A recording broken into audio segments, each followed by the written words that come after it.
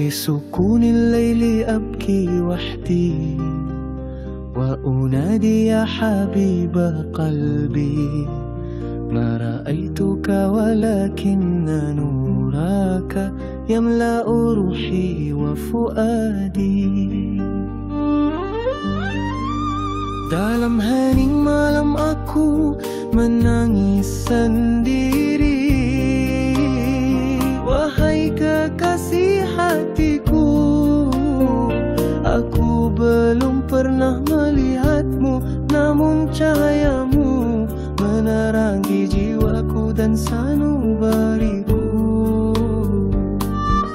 Ya Rasulullah, anta amali fi tariqin nuri wal hudal abadi, kaifa uhibbu wa anta ba'id, walakinna hubbi sadiqun wa amin. Wahai Rasulullah, engkau harapanku di jalan cahaya dan petunjuk abadi. Bagaimana aku mencintaimu saat kau jauh, namun cintaku tulus dan begitu dalam.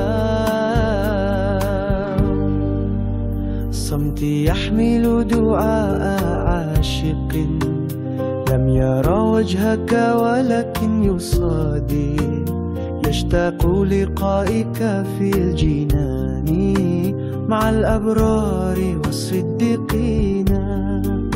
Diamku membawa doa seorang pecinta yang tak pernah melihat wajahmu, namun percaya rindu bertemu denganmu di surga bersama orang-orang saleh dan yang benar.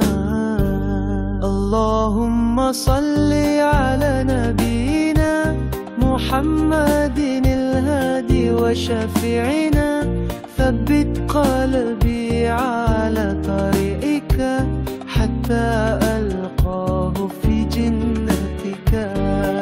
Ya Allah, limpahkan syalawat atas Nabi kami Muhammad, sang pembawa petunjuk dan pemberi syafaat. Teguhkan hatiku di jalanmu hingga aku dapat bertemu dengannya di surgamu.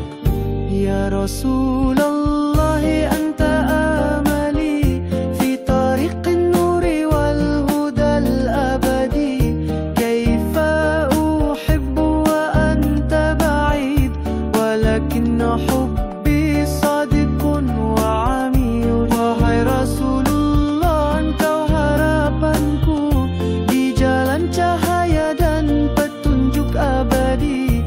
Bagaimana aku mencintaimu saat kau jauh, namun cintaku tulus dan begitu dalam. Ya Rasulullah, anta amali fi tariqin nuri wal hudal abadi, kaifa uhibbu wa anta ba'id, walakinna hubbi sadiqun wa amir. Wahai Rasulullah,